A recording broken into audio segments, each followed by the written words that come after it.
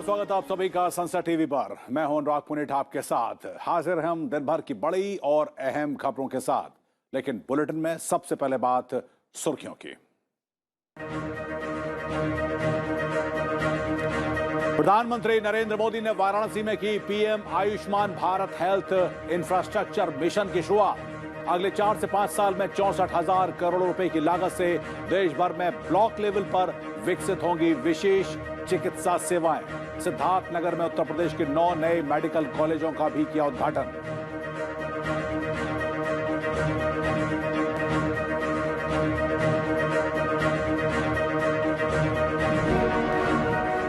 जम्मू कश्मीर में गृह मंत्री अमित शाह ने लोगों के प्रति भरोसा दिखाने के लिए मंच से हटवाई बुलेट प्रूफ ग्लास शील्ड। कहा, मैं पाकिस्तान से नहीं कश्मीरी लोगों से करूंगा बातचीत। जम्मू के सीमावर्ती इलाकों का दौरा कर जवानों और स्थानीय लोगों से की बातचीत।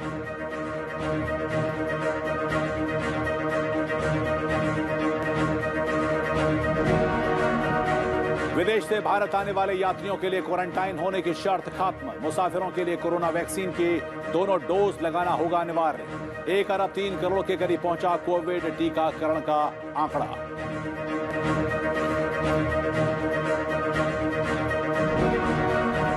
लोकतंत्र में स्वतंत्र और निष्पक्ष मीडिया की भूमिका पर लोकसभा अध्यक्ष का जोर। आईआईएमसी के शैक्षणिक सत्र 2021-22 को वीडियो कॉन्फ्रेंसिंग से किया संबोधित। कहा, पत्रकारिता का दायरा बढ़ने से बड़ी है मीडिया की जिम्मेदारी और दायित्व।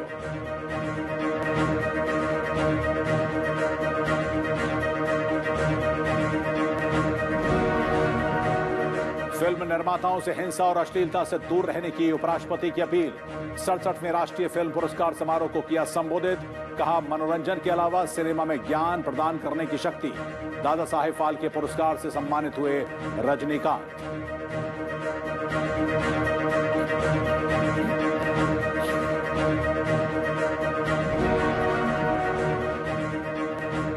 और सुर्खियों के बाद अब खबरें विस्तार से।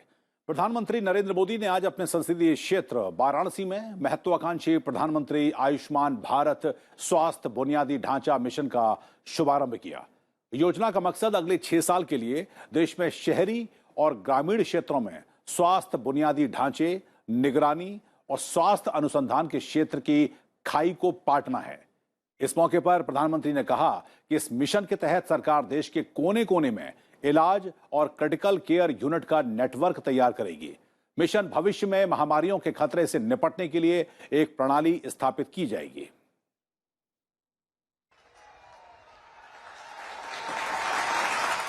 वाराणसी में PM Ayushman Bharat health care infrastructure mission योजना की शुरुआत करते हुए प्रधानमंत्री ने स्वास्थ्य क्षेत्र में पिछड़ने के लिए पूर्व की सरकारों को घेरा।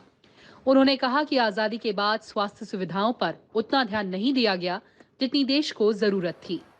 64,000 करोड़ से भी ज्यादा रकम का ये कार्यक्रम आज काशी की पवित्र धरती से लॉन्च हो रहा है। और दूसरा, काशी और पूर्वांचल के विकास के हजारों करोड़ के कार्यक्रमों का लोकार्पण।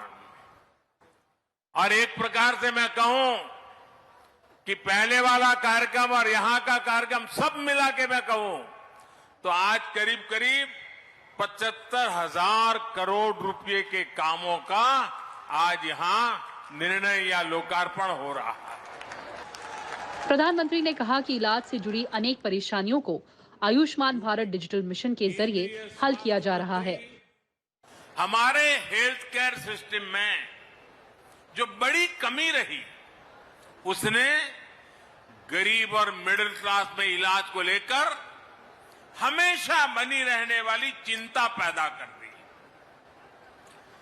Ayushman Bharat health infrastructure mission देश के हेल्थ केयर सिस्टम के इसी कमी को दूर का एक समाधान है। भविष्य में किसी भी महामारी से निपटने में हम तैयार हो, सक्षम हो, इसके लिए अपने हेल्थ सिस्टम को आज तैयार किया जा रहा है। इस मौके पर प्रधानमंत्री ने Ayushman Bharat health infrastructure mission के 3 बड़े पहलुओं का भी जिक्र किया। Ayushman Bharat health infrastructure mission के 3 बड़े पहलू हैं। पहला, डायग्नोस्टिक और ट्रीटमेंट के लिए विस्तृत सुविधाओं के निर्माण से जुड़ा है। इसके तहत गांवों और शहरों में हेल्थ एंड वेलनेस सेंटर खोले जा रहे हैं, जहां बीमारियों को शुरुआत में ही डिटेक्ट करने की सुविधा होगी। इन सेंटरों में free medical consultation, free test, free दवा, ऐसी सुविधाएं भी मिलेगी। योजना के तहत 10 उच्च फोकस वाले राज्यों में 17,788 ग्रामीण स्वास्थ्य और आरोग्य केंद्रों के लिए सहायता प्रदान की जाएगी। इसके अलावा सभी राज्यों में 11,024 शहरी स्वास्थ्य और आरोग्य केंद्र स्थापित किए जाएंगे। योजना का उद्देश्य 17 नई सार्वजनिक स्वास्थ्य इकाइयों का संचालन करना और हवाई अड्डों, बंदरगाहों और प्रवेश मार्गों पर मौजूदा 33 सार्वजनिक स्वास्थ्य इकाइयों में सुविधाओं को मजबूत करना है। इससे बीमारियों का पता लगाने, जांच, रोकथाम और सार्वजनिक स्वास्थ्य की आपात स्थिति से निपटने और रोगों को फैलने से रोकने में मदद मिलेगी। ब्यूरो रिपोर्ट, संसद टीवी। इससे पहले प्रधानमंत्री ने उत्तर प्रदेश के सिद्धार्थ नगर में 9 चिकित्सा महाविद्यालयों का एक साथ लोकार्पण किया। इस मौके पर उन्होंने कहा कि उत्तर प्रदेश में 2017 तक सरकारी मेडिकल कॉलेजों में सिर्फ 1900 सीटें थीं। डबल इंजन सरकार ने पिछले 4 साल में ही 1900 सीटों से ज्यादा मेडिकल सीटों की बढ़ोतरी कर दी है। और बटन दबते ही शिलापट का अनावरण प्रारंभ हो रहा है। सिद्धार्थ नगर के अलावा एटा, हरदोई, प्रतापगढ़, देवरिया। सिद्धार्थ नगर में जनसभा को संबोधित करते हुए प्रधानमंत्री ने कहा कि पूर्वांचल में चिकित्सा महाविद्यालयों के खुलने से स्वास्थ्य का बुनियादी ढांचा मजबूत होगा, साथ ही रोजगार के नए अवसरों का भी सृजन होगा।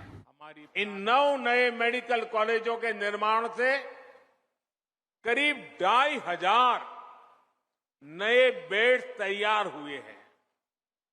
5,000 से अधिक डॉक्टर और पैरामेडिकल के लिए रोजगार के नए अवसर बने हैं।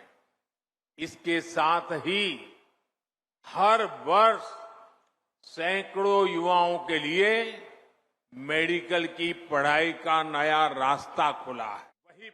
विपक्षी दलों पर तंज करते हुए प्रधानमंत्री ने कहा कि पहले की सरकारों ने देश में स्वास्थ्य सुविधाओं पर ध्यान नहीं दिया। जिस पूर्वांचल को पहले की सरकारों ने बीमारियों से जूझने के लिए छोड़ दिया था, वही अब पूर्वी भारत का मेडिकल हब बनेगा। अब देश को बीमारियों से बचाने वाले अनेक डॉक्टर, ये धरती देश को डॉक्टर देने वाली है। हरदोई प्रधानमंत्री ने जिन चिकित्सा महाविद्यालयों का उद्घाटन किया वो सिद्धार्थ नगर, एटा, हरदोई, प्रतापगढ़, फतेहपुर, देवरिया, गाजीपुर, मिर्जापुर और जौनपुर जिलों में स्थित हैं। इन मेडिकल कॉलेजों के निर्माण पर 2,329 करोड़ रुपए की लागत आई है। राज्य में पिछले 4.5 साल में चिकित्सा महाविद्यालयों की संख्या बढ़कर 16 हो गई है। 14 और मेडिकल कॉलेज बनाए जा रहे हैं, जिनका निर्माण कार्य 2022-23 में पूरा होने की संभावना है। ब्यूरो रिपोर्ट, संसद टीवी। आजादी के बाद उत्तर प्रदेश सिद्धार्थनगर में आयोजित इस कार्यक्रम के दौरान केंद्रीय स्वास्थ्य मंत्री मनसुख मांडविया और प्रदेश के मुख्यमंत्री योगी आदित्यनाथ भी मौजूद रहे। इस मौके पर केंद्रीय स्वास्थ्य मंत्री ने यह कहा कि स्वास्थ्य पर होने वाला खर्च करीब 8 गुना बढ़ गया है। भारत में हेल्थ को डेवलपमेंट के साथ जोड़ा। जब आप प्रधानमंत्री बने उस वक्त देश का हेल्थ बजट तकरीबन 33,000 करोड़ रुपए था। आपके 7 साल के कार्यकाल में स्वास्थ्य पर होने वाला खर्च तब से अब तक करीबन 8 गुना बढ़ गया है। इस साल सरकार स्वास्थ्य पर तकरीबन 2.25 लाख करोड़ रुपए खर्च करने जा रही है। पहली बार आजादी के बाद पहली बार इस पीड़ा को अपने संवेदनशील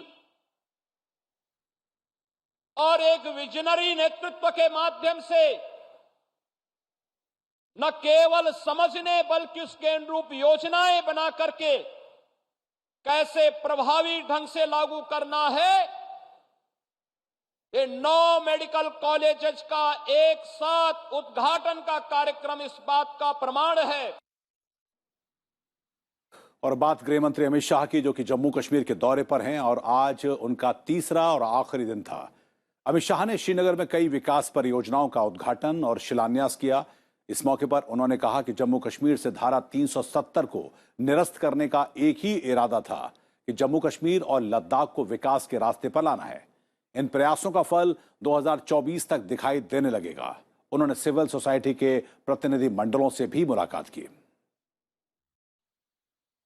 श्रीनगर में विभिन्न विकास परियोजनाओं की शुरुआत करते हुए केंद्रीय गृह मंत्री अमित शाह ने कश्मीर के युवाओं से लोकतांत्रिक प्रक्रियाओं में शामिल होने की अपील की। उन्होंने कहा कि दिलों से खौफ निकाल दीजिए, मैं पाकिस्तान के बदले घाटी के लोगों से बात करूंगा और बिना बुलेट प्रूफ आपके बीच आया हूं। मोदी जी के नेतृत्व में जम्मू और कश्मीर और विशेषकर घाटी के अंदर विकास के नए युग की शुरुआत हुई है। इसकी अनुभूति तो आपको होती है।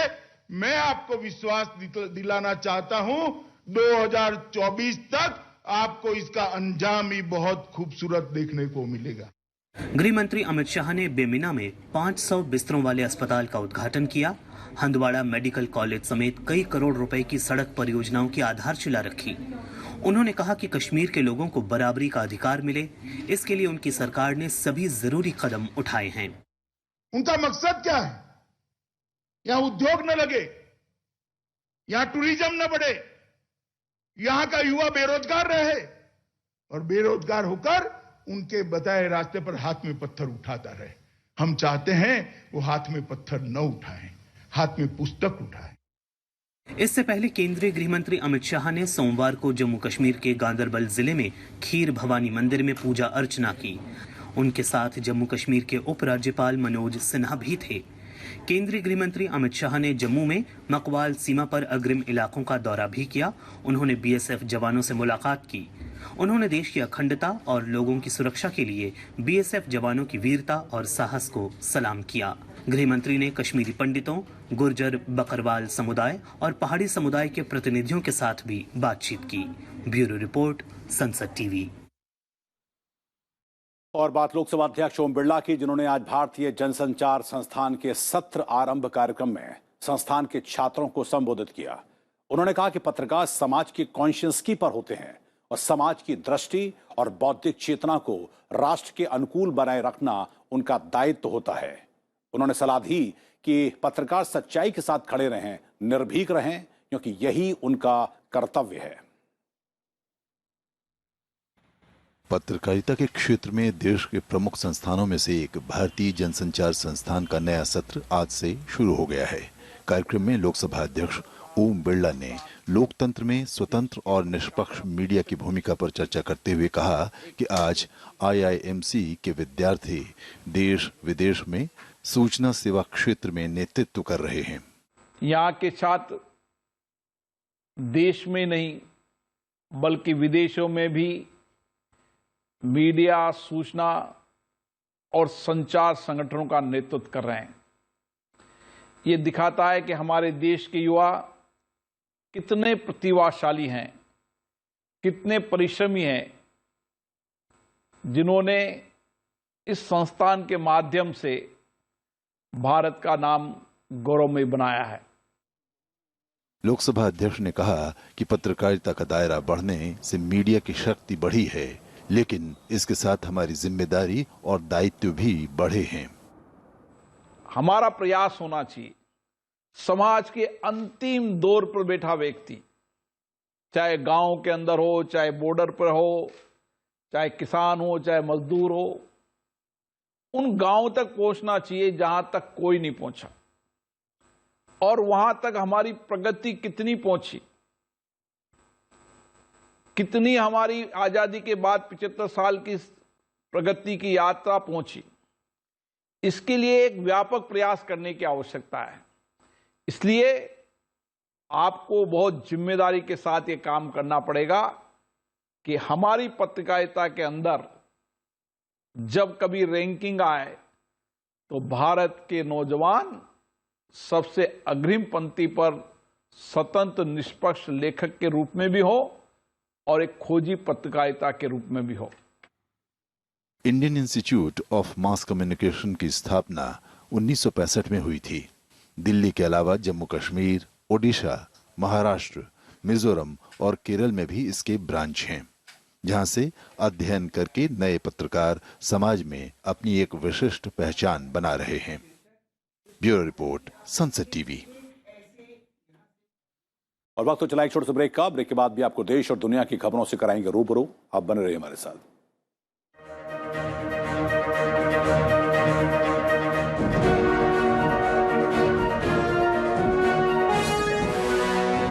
No force can stop the change whose time has come.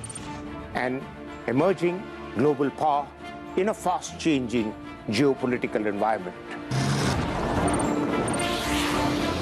With a goal to modernize, to showcase our defenders who are always battle-ready.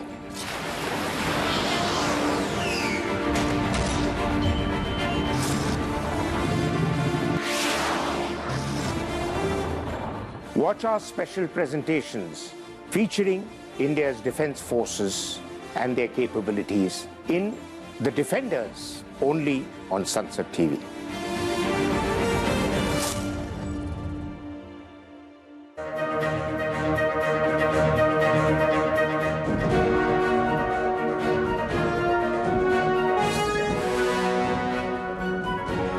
के बाद स्वागत आप सभी का एक बार फिर से। और अब वक्त तो चला है राज्यों से जुड़ी हुई अहम खबरों को जानने का।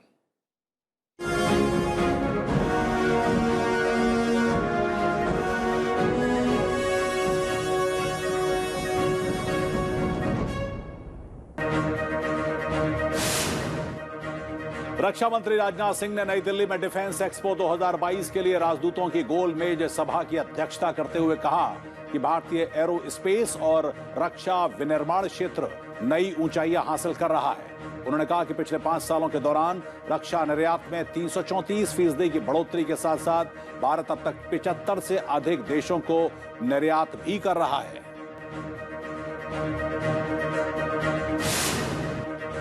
रक्षा मंत्री आज साउथ ब्लॉक स्थित रक्षा मंत्रालय के दफ्तर पहुंचे और औचक निरीक्षण के साथ राजनाथ सिंह ने कर्मचारियों से बातचीत की, साथ ही सुधार के लिए आवश्यक निर्देश भी दिए। केंद्रीय मंत्री सर्बानंद सोनोवाल ने डिब्रूगढ़ में असमिया सभ्यता और संस्कृति को बढ़ावा देने के लिए नई बिल्डिंग का शुभारंभ किया। इस मौके पर उन्होंने डिब्रूगढ़ को एक बार फिर से देश का प्रमुख नदी बंदरगाह बनाने की बात कही है।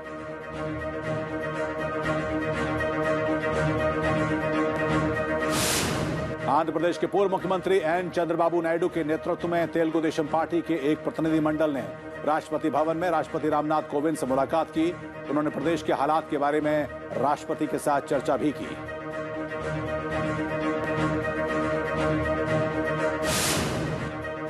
दिल्ली बीजेपी की ओर से बाढ़ प्रभावित उत्तराखंड के लिए राहत सामग्री भेजी गई है। इसमें 20,000 पैकेट हल्द्वानी भेजे गए।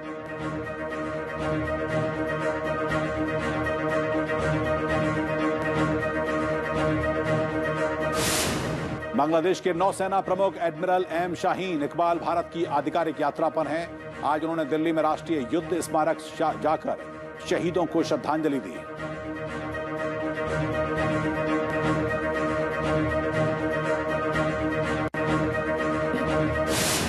मणिपुर के इम्फाल में get a shot win a prize नारे के साथ मेगा वैक्सीनेशन कैंप का आयोजन किया जा रहा है।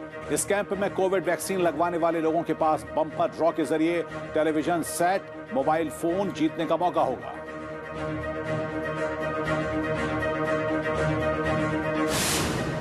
केंद्रीय स्वास्थ्य मंत्रालय ने उत्तर प्रदेश के कानपुर में जीका वायरस संक्रमण का एक मामला सामने आने के बाद वहां एक उच्च स्तरीय टीम भेजी है।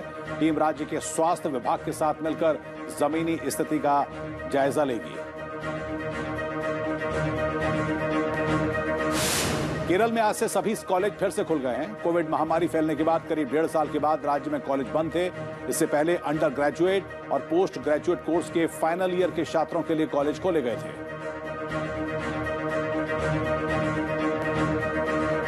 उधर कर्नाटक में 1ली से 5वीं कक्षा तक के छात्रों के लिए स्कूल आज से दोबारा खोल दिए गए। स्कूलों में कोविड-19 से संबंधित गाइडलाइन का कड़ाई से पालन किया जा रहा है। कोविड-19 नियम के तहत बच्चों के स्कूल आने के लिए उनके माता पिता की लिखित सहमति अनिवार्य है।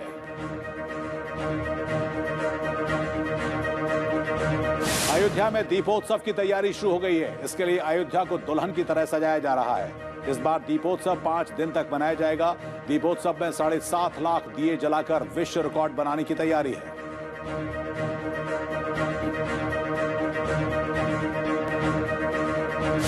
उत्तर प्रदेश सरकार में कैबिनेट मंत्री ब्रजेश पाठक ने अयोध्या में राम झांकी और हनुमान आर्ट वर्क का शुभारंभ किया। इस मौके पर छात्रों ने राम झांकी बनाकर लोगों का ध्यान खींचा।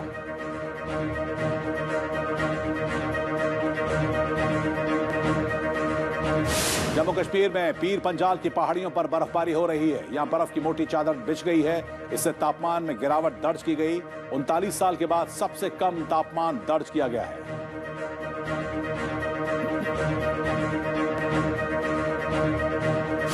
हिमाचल प्रदेश में मौसम ने करवट ली है। यहां पहाड़ों पर बर्फबारी हो रही है। बर्फबारी के बाद अटल रोहतांग टनल को बंद कर दिया गया है। प्रशासन ने सभी अधिकारियों को अलर्ट रहने के निर्देश दिए हैं।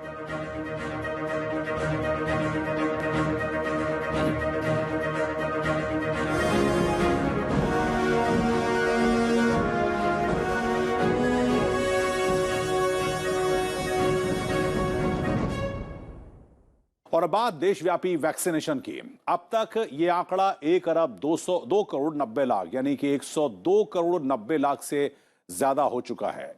इतने लोगों को कोविड रोधी टीके लगाए जा चुके हैं। स्वास्थ्य मंत्रालय के मुताबिक कल 12,31,000 से अधिक कोविड रोधी टीके लगाए गए। और पिछले 24 घंटों की बात की जाए तो इस दौरान 18,762 कोविड रोगी स्वस्थ हुए। अब ठीक होने की दर 98.18% हो गई है। देश में कोविड के 14,306 नए मामले भी सामने आए हैं। उधर भारत ने अंतर्राष्ट्रीय यात्रियों के लिए नए दिशा निर्देश जारी किए हैं, जिसके तहत पूरी तरह से टीकाकरण कराने वाले उन देशों के यात्रियों को क्वारंटाइन में नहीं रहना पड़ेगा जिनके टीकों को विश्व स्वास्थ्य संगठन ने स्वीकृति दी है। साथ ही जिन्होंने भारत के टीकों को मान्यता दी है। हालांकि उन्हें कोविड-19 की RT-PCR टेस्ट की रिपोर्ट पेश करनी होगी। अगर आंशिक रूप से टीकाकरण या फिर टीकाकरण नहीं किया गया तो ऐसे यात्रियों को भारत आने के बाद कोविड-19 टेस्ट के लिए सैंपल जमा कराना होगा। इसके बाद ही उन्हें एयरपोर्ट से बाहर जाने की इजाजत दी जाएगी और उन्हें 7 दिनों के लिए होम क्वारंटाइन में रहना होगा। 8वें दिन दोबारा कोरोना टेस्ट कराने के बाद रिपोर्ट अगर नेगेटिव आती है तो अगले 7 दिनों के लिए खुद अपने स्वास्थ्य की निगरानी करनी होगी। उपराष्ट्रपति एम वेंकैया नायडू ने 67वें राष्ट्रीय फिल्म पुरस्कार समारोह में विजेताओं को दिल्ली के विज्ञान भवन में सम्मानित किया। अभिनेता रजनीकांत को दादा साहेब पुरस्कार से सम्मानित किया गया तो मनोज वाजपेयी, कंगना रनौत और धनुष को बेहतरीन अभिनय के लिए नेशनल फिल्म अवार्ड दिया गया। दिवंगत अभिनेता सुशांत सिंह राजपूत की फिल्म छिछोरे को बेस्ट फिल्म के अवार्ड से नवाजा गया। 67वें राष्ट्रीय फिल्म पुरस्कार समारोह को संबोधित करते हुए उपराष्ट्रपति ने कहा कि भाषाओं की भिन्नता के बावजूद सिनेमा की अपनी ही अलग भाषा होती है जो सीधे दिलों को छूती है। इसलिए सिनेमा की भाषा सार्वभौमिक होती है। अन्य भाषाओं में भी उल्लेखनीय फिल्में बन रही है। भाषाओं के विभिन्नता के बावजूद सिनेमा की अपनी ही अलग भाषा होती है जो क्षेत्रीय या सांप्रदायिक सीमाओं से ऊपर है। अलग भाषा, अलग वेश, फिर भी अपना एक देश। विविधता में एकता भारत का विशेषता। उपराष्ट्रपति ने रीजनल कैटेगरी के राष्ट्रीय फिल्म पुरस्कारों की बात करते हुए कहा कि भारतीय फिल्म उद्योग ने विभिन्न भाषाओं में अपनी पहचान बनाई है और फिल्में राष्ट्रीयता पैदा करने का सर्वश्रेष्ठ माध्यम भी हैं। Film industry is one which gives us entertainment, which gives us enlightenment, which gives us encouragement, which makes us feel light when you are heavy with heart. And I can say with all my experience, the cheapest entertainment in the country, in the world for that matter, is cinema. Delhi के विज्ञान भवन में आयोजित 67वें राष्ट्रीय film पुरस्कार समारोह के विजेताओं को उपराष्ट्रपति एम वेंकैया नायडू ने सम्मानित किया। मनोज वाजपेयी, कंगना रनौत और धनुष को बेहतरीन अभिनय के लिए सम्मानित किया गया, तो बेस्ट मेल प्लेबैक सिंगर का अवार्ड केसरी के लिए वी प्रॉक को, तो बेस्ट सपोर्टिंग एक्ट्रेस का अवार्ड पल्लवी जोशी को दिया गया। इस मौके पर अभिनेता रजनीकांत को देश के सबसे बड़े फिल्म पुरस्कार दादा साहेब फाल्के पुरस्कार से सम्मानित किया गया। और 67वें राष्ट्रीय फिल्म पुरस्कारों में फिल्म अभिनेत्री कंगना रनौत को मणिकर्णिका और पंगा फिल्म में अभिनय के लिए बेस्ट एक्ट्रेस का राष्ट्रीय पुरस्कार दिया गया, जबकि विवेक अग्निहोत्री को ताशकंद फाइल के लिए बेस्ट डायलॉग राइटर का पुरस्कार मिला। संसद टीवी से बातचीत करते हुए दोनों कलाकारों ने राष्ट्रीय पुरस्कारों को देश का पुरस्कार बताया। क्या जिम्मेदारी बढ़ जाती है जब राष्ट्रीय पुरस्कार मिलता है किसी अभिनेता को या अभिनेत्री को? देखिए, हमारी यही जिम्मेदारी रहती है कि हम जो भी करें रिस्पॉन्सिबल करें। मनोरंजन के साथ में जो भी सामाजिक मुद्दे हैं उन पे भी हम किसी तरह की अगर टिप्पणी कर सके, किसी तरह की अगर सलाह दे सके, तो वो भी हमारी जिम्मेदारी बन जाती है। राष्ट्रीय पुरस्कार मिलना कितना महत्वपूर्ण हो जाता है किसी कलाकार? देखिए, हमारे वहाँ पे तो आपने देखा है अवार्ड फंक्शन तो जो भी फिल्मी अवार्ड फंक्शन है एकदम फ्रॉड हो चुके हैं। उनमें बस अवार्ड्स बिकते भी हैं, खरीदे भी जाते हैं। तो कोई एक ऐसा संस्था नहीं है जहाँ पे कोई कलाकारों को सम्मान दिया जाए। ये पूरे राष्ट्र को एक साथ में सम्मान दिया जा रहा है। विवेक अग्निहोत्री हमारे साथ मौजूद हैं। ताशकंद फाइल कितनी इम्पोर्टेंट आपके करियर में ये फिल्म? यानी मैं बता भी नहीं सकता हूँ, कल्पना भी नहीं कर सकता था कि इतना कठिन विषय, मतलब इतना असंभव विषय जब उसको कर रहे थे तो सबने कहा कौन देखेगा एक 5 फुट के लाल बहादुर शास्त्री की कहानी, किसको इंटरेस्ट है आज के ज़माने में। लेकिन वो पिछले साल की सबसे बड़ी सुपरहिट हुई और उसको आज नेशनल अवार्ड 1 नहीं 2 मिले हैं। इससे अच्छी बात क्या हो सकती है? मुझे गर्व इस बात का है कि हम जो हमारी यंग जनरेशन है जिसको हम लोग अंडर एस्टिमेट करते हैं, सबने कहा था यंग लोग नहीं देखेंगे, इससे उनको यंग लोगों ने ही सफल बनाया। तो क्या बात है। जी, और ये आपको स्क्रिप्टिंग के लिए मिला, आपकी कलम के लिए मिला, आपकी डायरेक्शन के लिए नहीं मिला। तो आपको था कि अगर डायरेक्शन के लिए मिलता तो ज़्यादा इंपॉर्टेंट रहता, तो क्योंकि आपका पहला प्यार तो शायद निर्देशन या डायरेक्शन है। जी हाँ, लेकिन मेरा ऐसा मानना नहीं है। मुझे लगता है जो नींव है ना एक फिल्म की, वो लेखन ही होता है। और जब लोग कहते हैं कि हम बहुत अच्छी फिल्में क्यों नहीं बनाते, वो इसलिए क्योंकि लेखक की जो कद्र नहीं, जिस राष्ट्र में लेखक की कद्र नहीं है, डायरेक्टर तो देखिए अगर खराब स्क्रिप्ट है तो उसको डायरेक्टर भी अच्छा नहीं बना सकता, लेकिन अच्छी स्क्रिप्ट को खराब डायरेक्टर भी मिल जाए तो भी वो स्क्रिप्ट आगे निकल जाएगी। इसलिए लेखन सबसे इम्पोर्टेंट है। लेखक सबसे इम्पोर्टेंट है, ये बात कही फिल्म मेकर विवेक अग्निहोत्री ने। और अब बात दक्षिण पश्चिम मानसून की, जो कि देश से अब विदाई ले रहा है। 1975 के बाद मानसून की 7वीं बार सर्वाधिक विलंब से रवानगी है। दक्षिण पश्चिम मानसून की 6 अक्टूबर को पश्चिमी राजस्थान और उसके सटे गुजरात से रवानगी शुरू हो गई थी, जो कि 1975 के बाद से दूसरी बार सबसे अधिक देरी से रवानगी थी। ये तीसरा साल है जब देश में सामान्य या फिर सामान्य से अधिक वर्षा दर्ज की गई।